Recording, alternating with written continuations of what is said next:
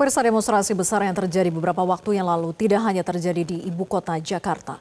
Demonstrasi juga terjadi di sejumlah kota dan kabupaten di Indonesia, termasuk juga di wilayah hukum Jawa Barat.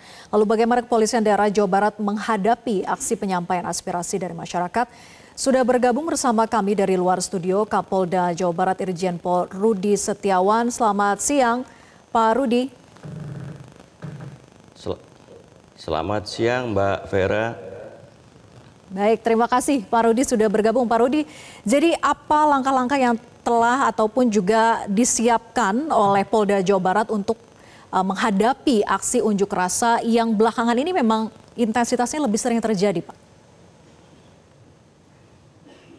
Ya, saya selaku Kapolda Jawa Barat ya harus memastikan bahwa hak-hak demokrasi masyarakat Jawa Barat itu dapat berlangsung atau berjalan sebagaimana ketentuan yang ada.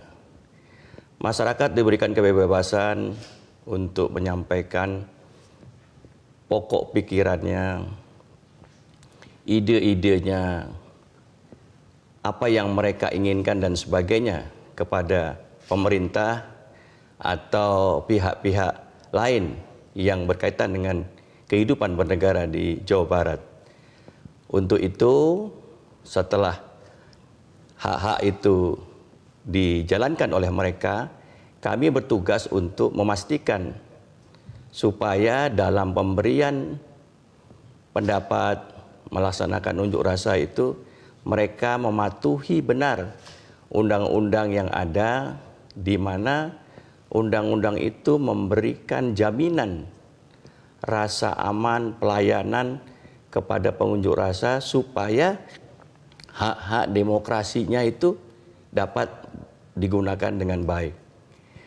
Ini kami mempunyai banyak cara untuk mengetahui bahwa mereka akan melakukan unjuk rasa. Kita ketahui kita punya Polri Jawa Barat ini mempunyai kalender, Mbak Vera, namanya kalender Kamtipmas. Ini berdasarkan kegiatan tahun lalu atau juga berdasarkan isu-isu terkini dikaitkan dengan hari-hari yang dijadikan waktu perayaan, peringatan, dan sebagainya. Dari hari-hari Kamtipmas tersebut, itu kami sudah mendeteksi pihak-pihak mana yang akan menyampaikan unras, menyampaikan gagasannya dan sebagainya.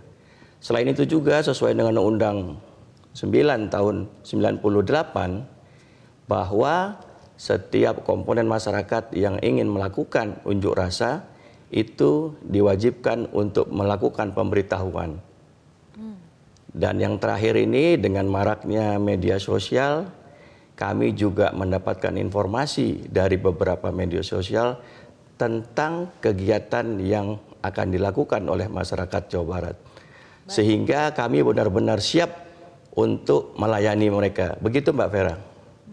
Jadi jaminan keamanan bagi peserta aksi itu mutlak harus diberikan oleh kepolisian. Tapi di sisi lain juga bagaimana polisi bisa mengukur risiko maupun ancamannya, begitu ya Pak Rudi?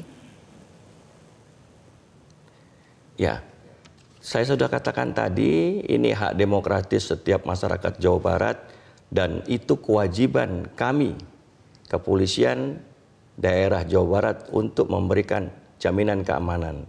Nah, untuk risiko, kami punya beberapa satuan-satuan kerja yang menganalisa kejadian-kejadian sebelumnya, kejadian-kejadian di daerah lain, dan bagaimana fenomena yang sedang berjalan saat ini, isu-isu apa yang sedang dijalankan, siapa-siapa aktor intelektual dan sebagainya. Dari sini kami bisa mengukur, ini memprediksi akan terjadinya seperti apa. Dan kalau kami prediksikan ini akan terjadi anarkis, kami akan terjadikan chaos dan sebagainya, selain kami menyiapkan diri juga, peralatan dan sebagainya, tapi kami juga menghimbau, berupaya untuk mencegah, mengajak, ayo tidak usah ribut, tidak usah anarkis, silahkan pendapatnya, gagasannya disampaikan dan kami menjamin keselamatannya. Itu yang kami lakukan, Mbak, untuk mendeteksi bahaya-bahaya tersebut. Kemudian Pak, bagaimana langkah-langkah untuk mencegah penggunaan kekerasan berlebihan oleh petugas kepolisian ya Pak, yang melakukan pelayanan di saat adanya aspirasi masyarakat yang datang dalam bentuk gelombang demonstrasi?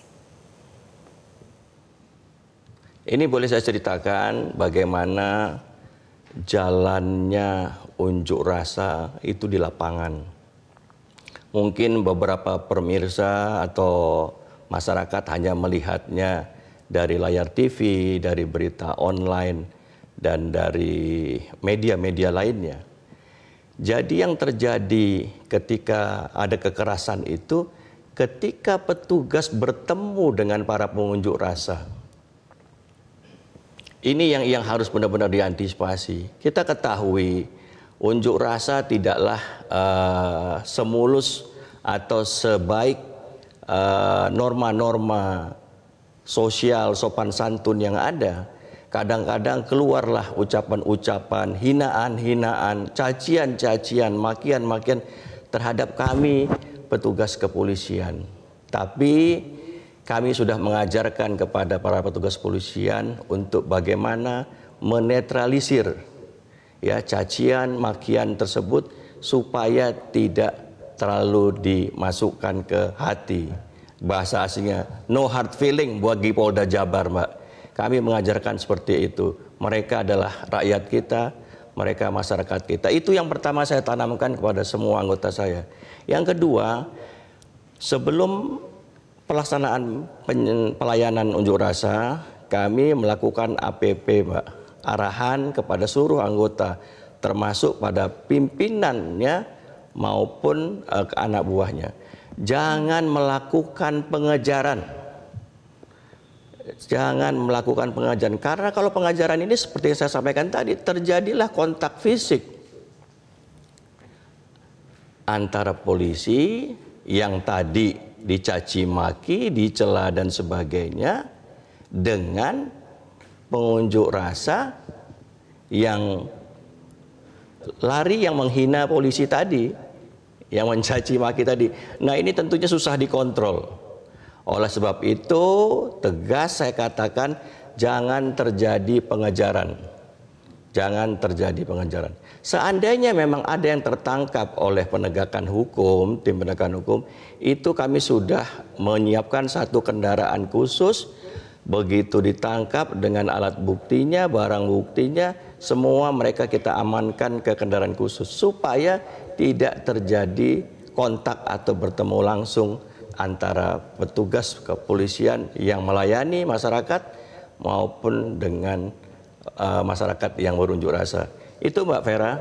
Baik, arahan langsung untuk tidak melakukan pengejaran begitu ya. Tapi evaluasi secara umum terkait dengan pelaksanaan dari pengamanan yang dilakukan terhadap aksi-aksi unjuk rasa yang sebelumnya sudah terjadi seperti apa Pak Rudi? Ya, kita ketahui bersama akhir Agustus kemarin ini kita sama-sama semua sangat prihatin atas kejadian tersebut di mana para pengunjuk rasa tidak lagi mengindahkan aturan-aturan yang ada. Kami sudah siapkan negosiator kami yang kami beri nama negosiator Mojang Lodaya dengan menggunakan rompi. Itu terdiri polwan-polwan semua yang bernegosiasi, mengarahkan, mengajak mereka untuk menyampaikan aspirasi secara damai, tertib. Tetapi yang ada adalah langsung kepada tahapan anarkis. Ini kami sesalkan sekali, itu jadi bahan evaluasi kami. Untuk itu kami mengumpulkan bersama Bapak Gubernur, Pangdam, dan semua Forkopimda dan perguruan tinggi, elemen masyarakat, ayo silahkan menggunakan hak demokratis kita, tapi jangan destruktif. Karena ini akan merusak dan merugikan negara. Negara akan mengeluarkan biaya lagi untuk mobil polisi yang hancur. Negara akan mengeluarkan biaya lagi untuk pos polisi yang hancur, mengobati korban-korban, restoran, rumah, kantor yang rusak. akibat dari unjuk rasa yang anarkis atau destruktif tadi. Mari kita dukung program pemerintah, kita koreksi, dan sama-sama kita kesaksikan. Siapa sih yang nggak pengen melihat Indonesia emas tahun 2045? Itu himbauan kami dan ajakan kami, Mbak.